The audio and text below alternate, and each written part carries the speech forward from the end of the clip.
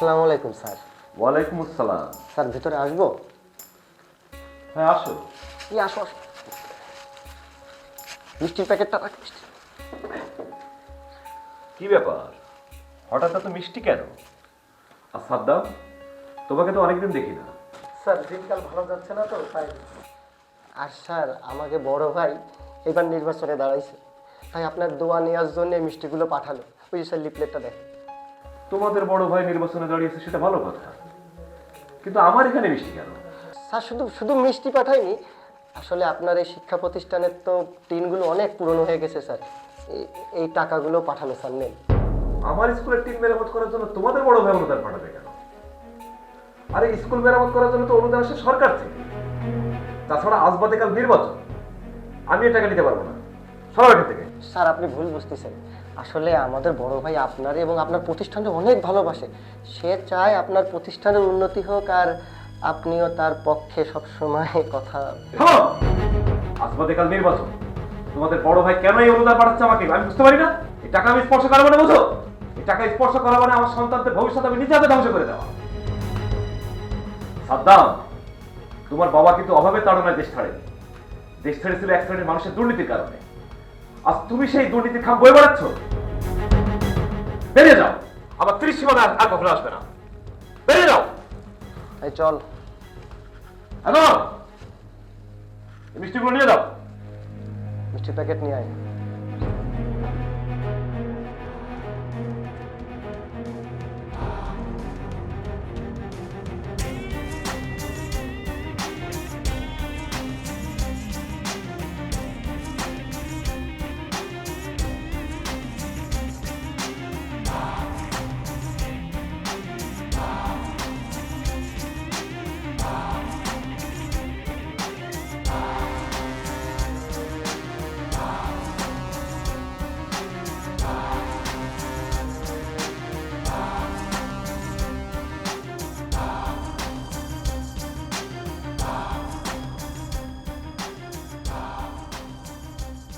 আসসালামু আলাইকুম চাচা। ওয়ালাইকুম আসসালাম। কেমন আছেন? এই আছি বাবা, আমার তা দিনকাল কেমন যাচ্ছে? চলছে। চাচা, কালকে তো আমাদের দলের একটা বড় মিছিল হলো, আপনাকে তো দেখলাম না। আগামীকাল ভোট, ভোট কেন্দ্রে কি যাবেন? ভোট দিয়ে কি হবে বাবা? আজ যে চোর কাল সে সাধু, যে লাউ সেই কদু। আজ এ কাল ও, এই আর কি। আমার পকেটে কি 10টা টাকা ঢুকবে? আমার কি সংসার চলবে? ওই সবের ভিতরে আমি নাই বাবা।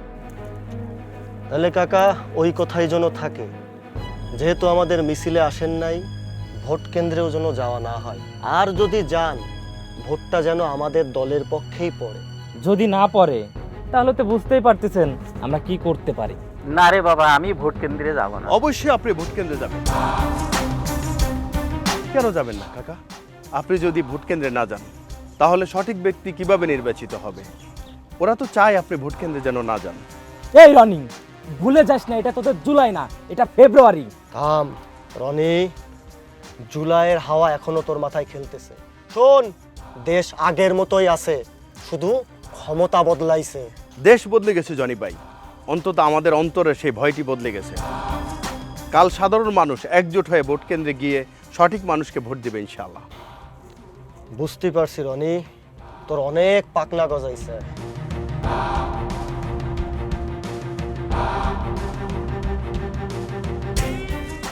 কেন যাবেন না কাকা? অবশ্যই আপনি যাবেন, ঘাবড়াবেন না।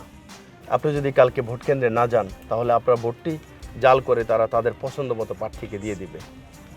আমাদের রনি অনেক শিক্ষিত ছেলে, ও যা বলছে ভেবে চিনতে বলছে। ঠিকই বলেছো মামুদ, আমার ভোট কেন্দ্রে যাওয়া উচিত কালকে।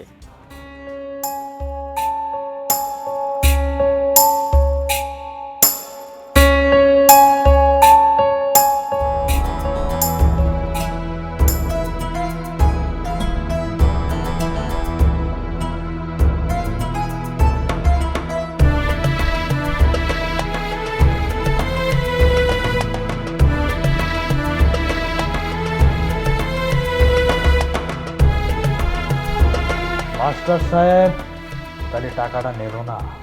না লিডার, মাস্টার স্যার তো টাকা নিলেনই না, উল্টো আমাদেরকে আরো বয়ান শোনালেন। মাস্টার সাহেব বললেন ভোটের আগে টাকা নেওয়া মানে নাকি আমাদের সন্তানদের ভবিষ্যৎ নষ্ট করা। কি হয় লিডার? ভাই ঠিক কথাই কইছে। আমরা মাস্টারে এমন বুঝালাম, কিন্তু উনি তাহার কাছে বিক্রি হলই না। মাস্টার, এই মাস্টার হলো এই এলাকার আইকন। এই মাস্টাররে যদি আমাইকে দলে ভিড়াতে না পারি, আমার বাক্স তো একটা ভোটও পড়বে না। লিডার, মাস্টার যেহেতু আমাকে পথের এত বড় কাটা, আজকে রাত্রেই মাস্টারে সরাই দিই। না, খবরদার, এই কাজ করা যাবে না। মাস্টারের গায়ে যদি হাত দিই, হিতে বিপরীত হয়ে যাবে। এলাকার সব মানুষ আমার বিপক্ষে চলে যাবে। নির্বাচনের আগেই আমি হাইরে যাব। এক কাজ কর, আজকে রাত্রি মাস্টারের শান্তিতে ঘুমোতে দিবি না। ওর বাড়ির সামনে ককটেল মার। সিংহ ভয় পাক আর না পাক, কুকুর শেয়াল তো ভয় পাবে। লিডার, আপনি নিশ্চিন্তে থাকেন, আজকে রাত্রে সব ব্যবস্থা হবে। চল। তারা,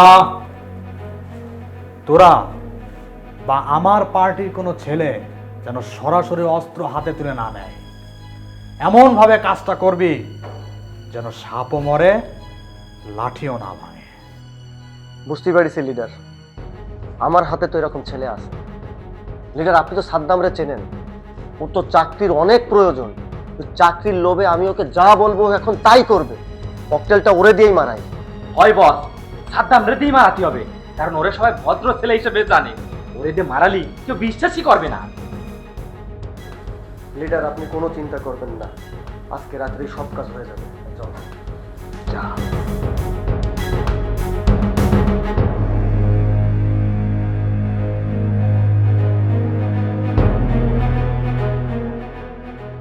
কালু টাকাটা দে।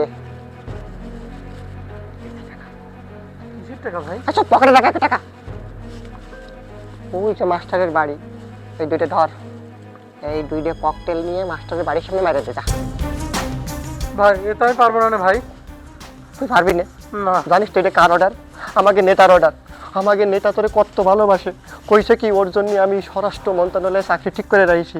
আর তুই করছিস পারবি না? শোন, এই 50,000 টাকা নির্বাচনের আগ পর্যন্ত, আর তারপরে স্বরাষ্ট্র মন্ত্রণালয়ে তোর চাকরি হবে। তুই এখন বাইরে দে যা। না ভাই, এই কাজ আমি পারবো না ভাই। পারবি না? আর 50,000 দে। আরো 50,000।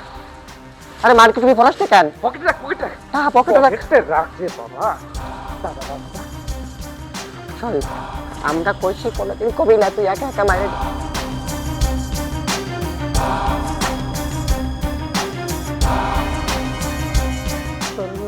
কি হলো?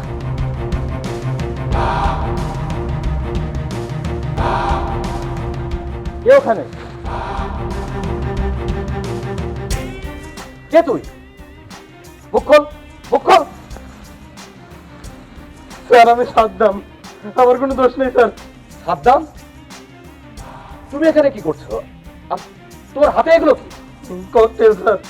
ককটেল?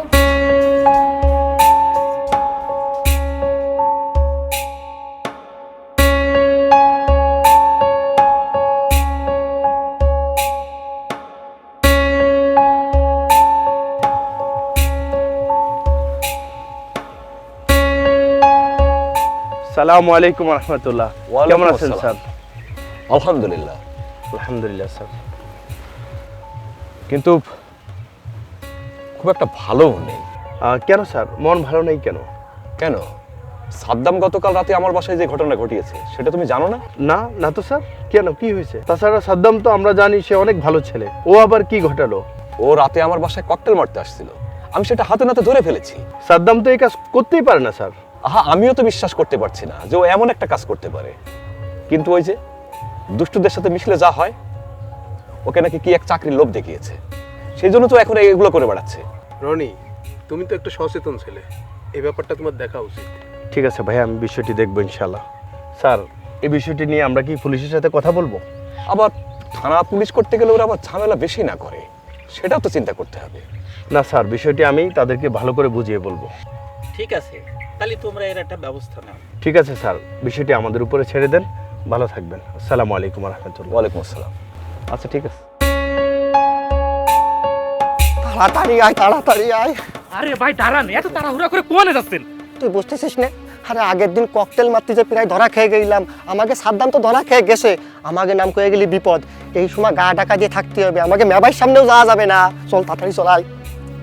না, এই দুডেরে আমি ফোনের পর ফোন দিচ্ছি, ফোন রিসিভ করার নাম নেই।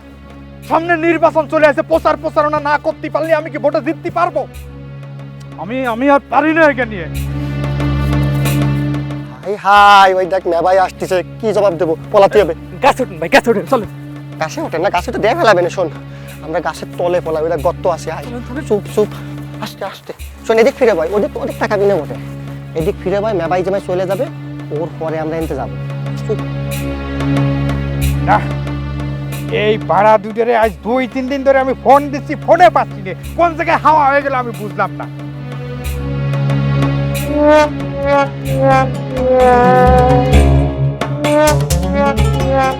আরে ভাই ভিজে গেলাম। কি করতেছে ভাই? কি করতে? সেটা কি গাছ? খেজুর গাছ। খেজুর গাছে তো কি পড়বে? খেজুরের রস। আর কিন্তু ভাই খেজুর গাছে তো পট পাতানো। আরে পট বইরে রস পড়তেছে, আমি তোর স্টাইল যদি খাই দেখতে পারিস। খাই।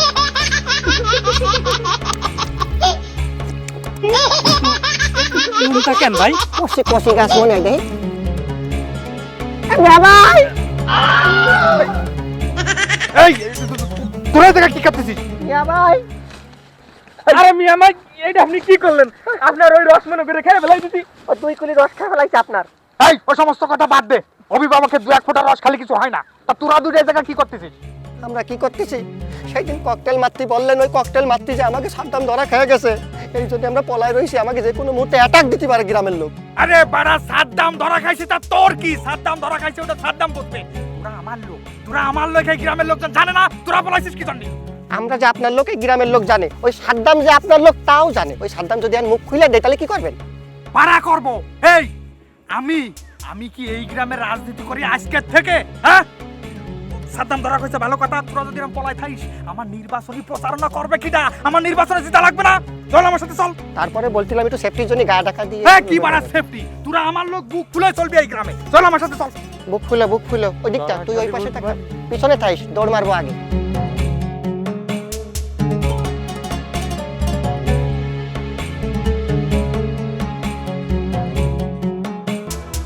রনি ভাই, হঠাৎ বাসায় আসলেন, কোনো দরকার আছে নাকি ভাই? না, আমার কোনো প্রয়োজনে আসেনি। আমাদের মাস্টার সাহেবের কাছে ঘটনাটি শুনলাম, তাই বিষয়টি ক্লিয়ার হওয়ার জন্য তোমার কাছে এসেছি। ঘটনাটি কি একটু আমাকে খুলে বলবা? রনি ভাই, বিশ্বাস করেন আমি কাজটা করতে চাইনি, কিন্তু আমার সরকারি চাকরির বয়সটাও চলে যাচ্ছে, আর ওরা আমাকে বললো এই কাজটা করলে তারা আমাকে চাকরিটা পাইয়ে দিবে, তাই আমি কাজটা করে ফেলেছি ভাই। একটা সাধারণ সরকারি চাকরির জন্য তুমি এত বড় একটি জঘন্য কাজ করতে গেলা? তুমি কি একবার ভেবেছো এটির ফলাফল কি হতে পারে? মাস্টার সাহেব হচ্ছে আমাদের এই সমাজের মেরুদণ্ড। তুমি এবং আমরা তো তারই ছাত্র। সাদ্দাম, তুমি কি একবার ভাবছো একটি সামান্য ভুলের কারণে আমাদের দেশের কত বড় ক্ষতি হয়ে যেত? তুমি মাস্টার সাহেবকে মারতে যাওনি, তুমি গিয়েছো আমাদের বিবেককে মারতে। ভাই, আমি তো এত কিছু ভেবে দেখিনি, আমি সত্যিই ভুল করে ফেলছি। আপনি আমাকে একটু পরামর্শ দেন ভাই, আমি কি করতে পারি? যাই হোক, যা হওয়ার হয়ে গেছে। কালকে তুমি রেডি থাকো, যা করার আমরা একসাথে করবো ইনশাআল্লাহ। ঠিক আছে। জি ভাই। জি ভাই।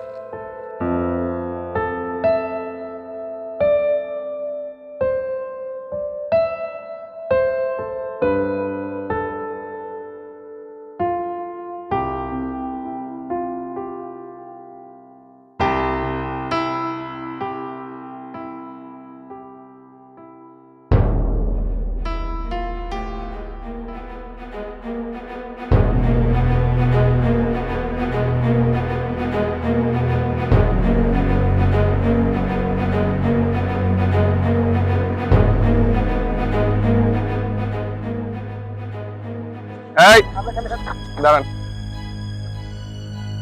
কি ব্যাপার অফিসার, রাস্তার মধ্যে আটকাই দিলেন? আপনার নাম কি মিজাম সাহেব? হ্যাঁ, আমি মিজান সাহেব। এই আরেস্ট টিম, ধরো ওনাদের। অ্যারেস্ট মানে কি ব্যাপার অফিসার? কোন অপরাধে আমার অ্যারেস্ট করা হচ্ছে? নির্বাচনে আচরণবিধি লঙ্ঘন করার জন্য আপনাকে অ্যারেস্ট করা হলো। নির্বাচনের আচরণবিধি মানে আমি কোন বাড়ার নির্বাচনের আচরণবিধি লঙ্ঘন করেছি? ভোটারদেরকে ভয়ভীতি দেখিয়ে জোরপূর্বক তাদের টাকা দিয়েছেন, এই কারণে আপনাকে গ্রেপ্তার করা হলো। আজ থেকে এই বাংলাদেশে কোনো কেন্দ্র দখল চলবে না। জয় হবে আমানতের, জয় হবে সাধারণ মানুষের। জি রনি ভাই, একদম সঠিক কথা বলেছেন। হ্যাঁ রনি, তুমি সঠিক কথা বলেছো। ঠিক বলেছ রনি।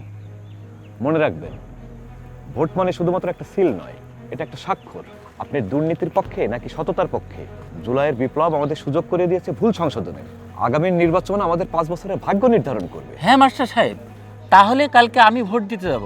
আমার আমানত চুরি হতে দিব না, আমার আমানত আমি রক্ষা করব। একদম ঠিক বলেছেন আপনি। নিজের ভোট নিজে দেবেন, যাকে খুশি তাকে দেবেন। ঠিক আছে, ভালো থাকবেন আপনারা। এই ওদেরকে নিয়ে আসো।